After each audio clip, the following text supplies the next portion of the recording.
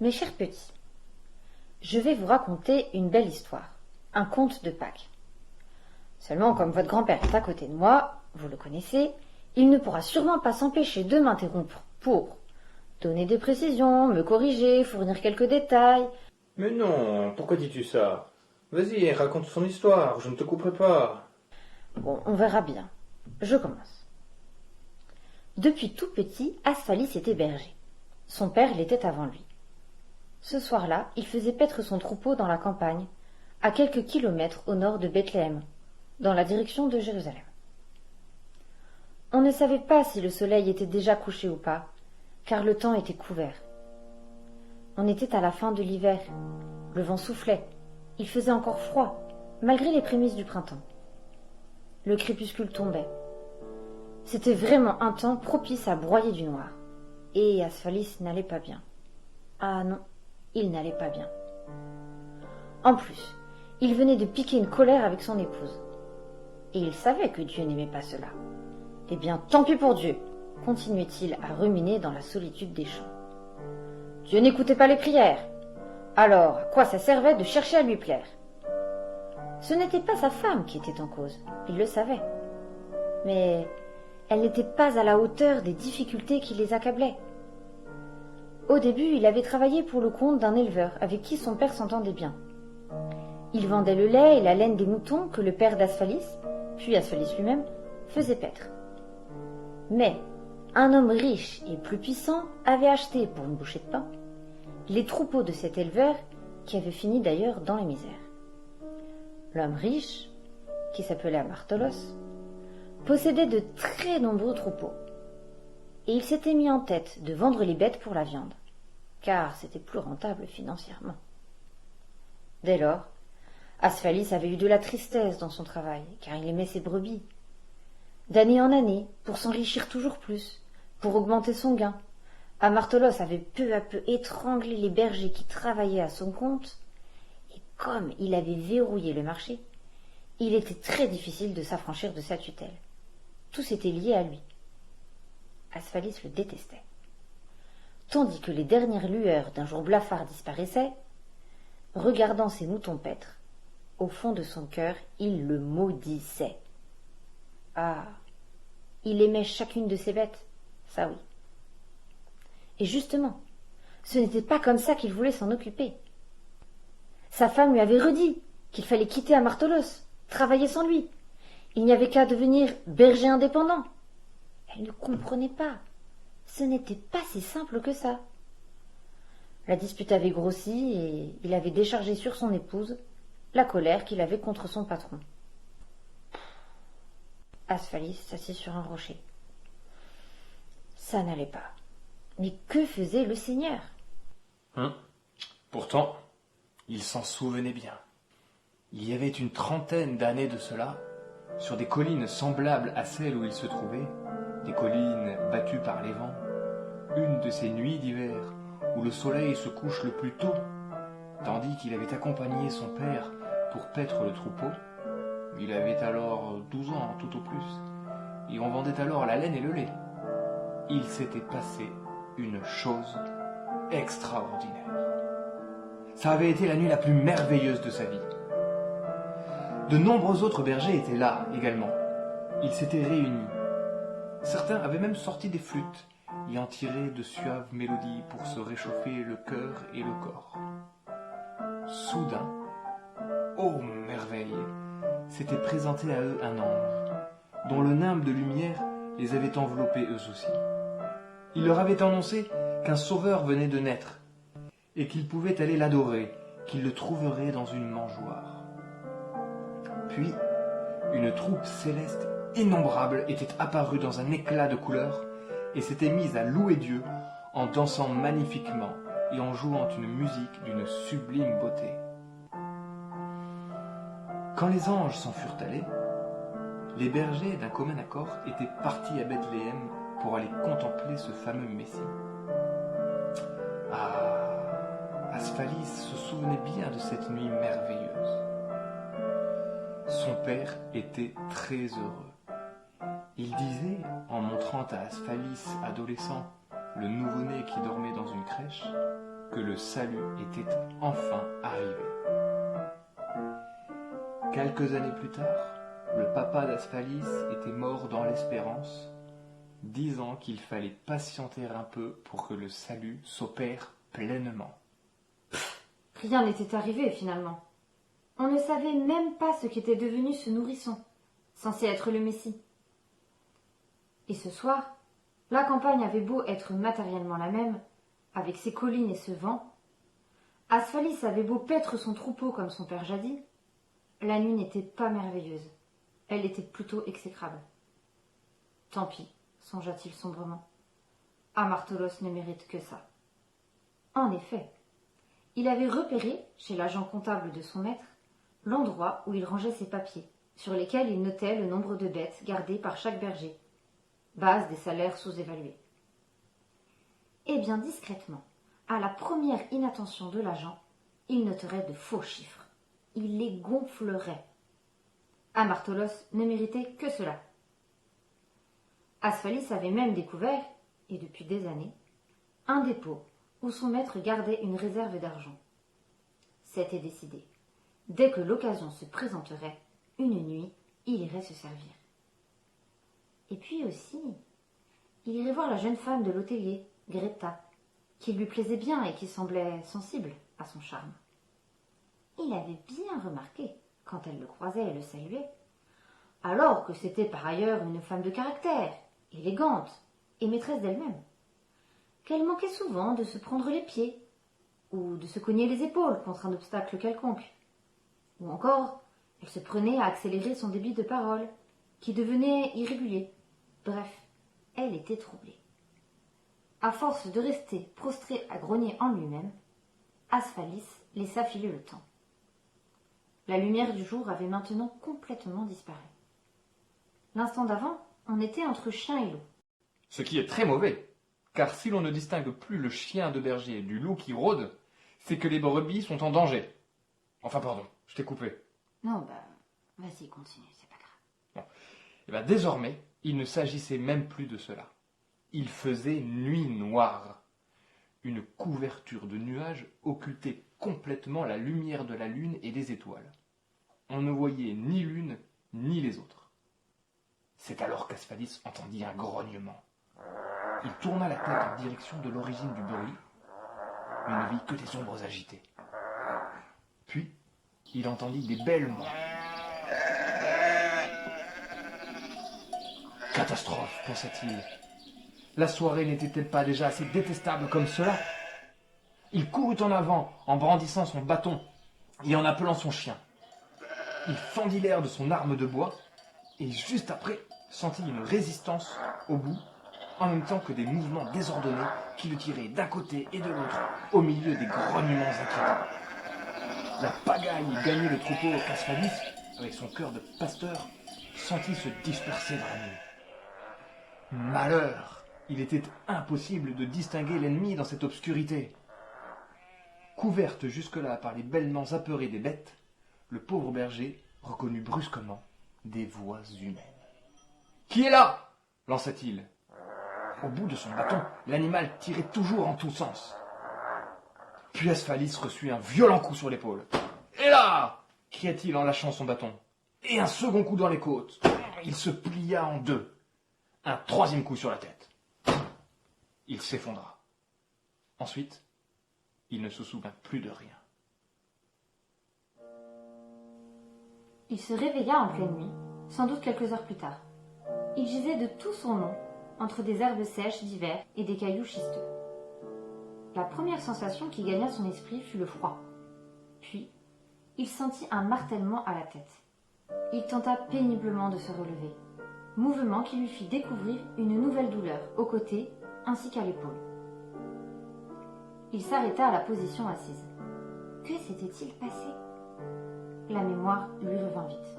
Hélas! À travers l'obscurité, il put sans difficulté réaliser qu'il ne percevait pas la moindre ombre de laine blanche, et pas un son de clochette. Tout son troupeau avait été dispersé. Quel malheur! Comment les retrouver tous, ces moutons, dans l'étendue immense de la campagne? Et il faisait si noir. Mais qui l'avait frappé? Et quelle heure était-il?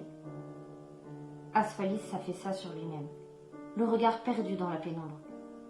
Il avait presque envie de pleurer, lui, un homme de 45 ans.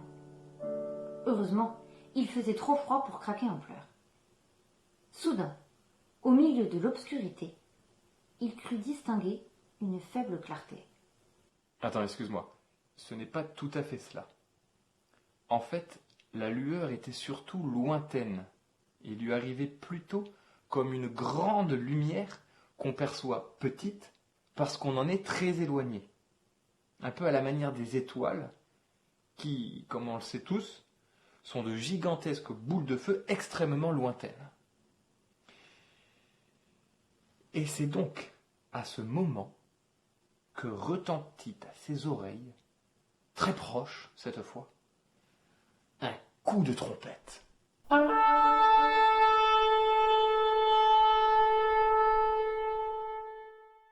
Asphalis sursauta presque et se retourna vers la droite, du côté d'où venait le son.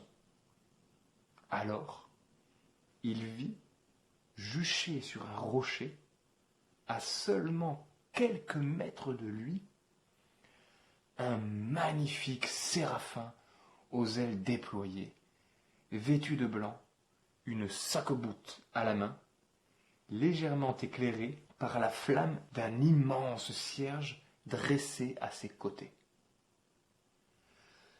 Après avoir fait sonner de son instrument une quinte pure, l'ange ouvrit la bouche et se mit à chanter.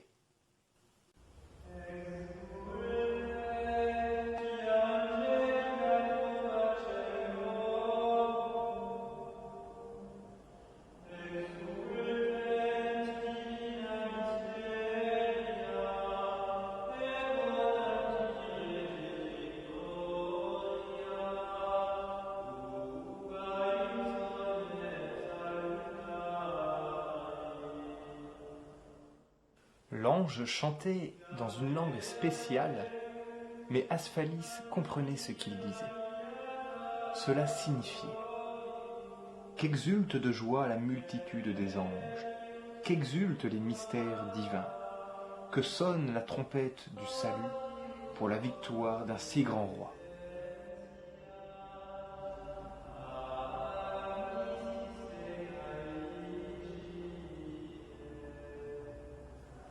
Que notre terre se réjouisse, resplendissante d'une telle lumière, éclairée par la splendeur du roi éternel, car il l'a prise dans sa clarté, et son royaume a dissipé la nuit. Que la clarté du Tout-Puissant me pénètre et m'illumine. Il m'a choisi, indigne serviteur, afin que je chante en votre nom la merveilleuse lumière du Christ ressuscité.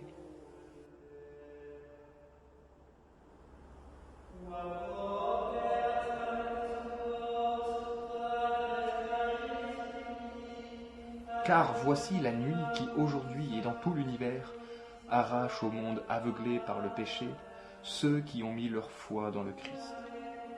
Nuit qui nous rend la grâce et nous ouvre la communion des saints. Voici la nuit où l'agneau véritable est immolé pour nous, où le Christ, brisant les liens de la mort, s'est relevé victorieux des enfers.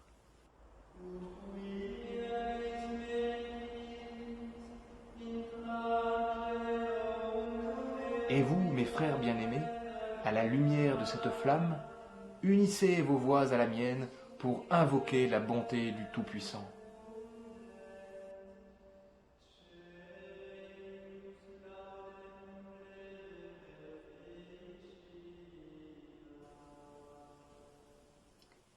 Tiens, attends, petite parenthèse avant de continuer. Tu as dit tout à l'heure qu'à son réveil, notre brave berger ne savait pas quelle heure il était. Mais moi, en revanche, je le sais. D'ailleurs, vous l'aviez peut-être deviné vous-même. Il était exactement minuit. Minuit pile quand il s'éveilla et minuit pile quand il se rendormit. Bon, du coup, je peux peut-être continuer le récit. Oui, vas-y. Oui. Alors, où en étions-nous? Ah oui. Lorsque Asphalis émergeait de son sommeil. C'était la seconde fois, et c'était l'aurore. Le premier rayon de l'astre vint lui caresser chaleureusement la joue, et le tirer hors de sa léthargie. Il se leva assez vite, ce n'est pas très confortable de dormir à même la terre et les cailloux. Pour s'asseoir sur son séant, se frotta les yeux, se désengourdit les membres et pensa aux événements de la nuit. D'abord, l'agression et le troupeau dispersé. Il se regarda misérablement. Qu'était-ce qu'un pasteur sans moutons? Et puis, l'apparition de l'ange à la sac-boute et au cierge. Quelle chose étonnante! 2 fois dans sa vie, finalement, il lui était arrivé une aventure d'une nature extraordinaire. 2 fois dans sa vie, il avait vu sur ces collines, et tandis qu'il paissait son troupeau, un ange, que rejoignait bientôt une foule de camarades célestes. À chaque fois, il s'agissait d'une annonce, et en pleine nuit. Mais les différences pourtant étaient notables. En premier lieu, sa propre situation. À l'époque de son père, lui et ses moutons étaient paisibles. Cette fois-ci, lui, comme ses brebis, était victime d'un attentat. En second lieu, l'annonce n'était pas la même. Autrefois, la naissance d'un enfant. Aujourd'hui, il n'avait pas tout compris, à vrai dire. Dans le message, néanmoins, une mention avait retenu son attention, celle d'un agneau. Ça, il s'en souvenait. Normal pour un berger. Mais en plus, il avait parlé d'un agneau immolé. Et avec ces histoires d'amartolos qui vendaient désormais les moutons pour de la viande, ça l'avait marqué. Et s'il se rappelait bien, l'ange avait dit que l'agneau était vainqueur, qu'il revivait. Non, c'est un peu trop bizarre. Sans doute a-t-il voulu dire autre chose, pensait Asphalis. Avec mes obsessions, moi. Et puis, avant l'ange, il y avait eu cette lumière. D'où venait-elle? Ah oui, de là-bas, derrière le vallon, en amont de la crête au Genêt. Malgré la nuit noire, il avait su la localiser. Asphalis se mit en route. Oula! Des courbatures réveillèrent le souvenir de l'agression. Il se demanda: pourquoi vais-je voir par là-bas? Bon, se répondit-il à lui-même. J'en ai rien à perdre. Il marcha un peu péniblement, dans un paysage encore dépouillé par la traîne de l'hiver finissant, mais doré par les rayons du soleil, et éclairé, çà et là, par les touches pures d'arbres fruitiers parmi les plus précoces, comme l'amandier ou l'abricotier.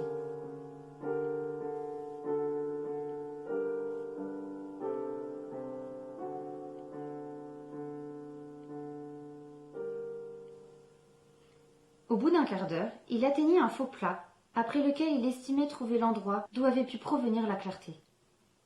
Devant lui, le relief continuait à monter, mais sur son flanc, il y avait un sentier, sans doute emprunté par les troupeaux, qui promettait, en contournant légèrement la colline, de s'ouvrir sur un paysage plus étendu.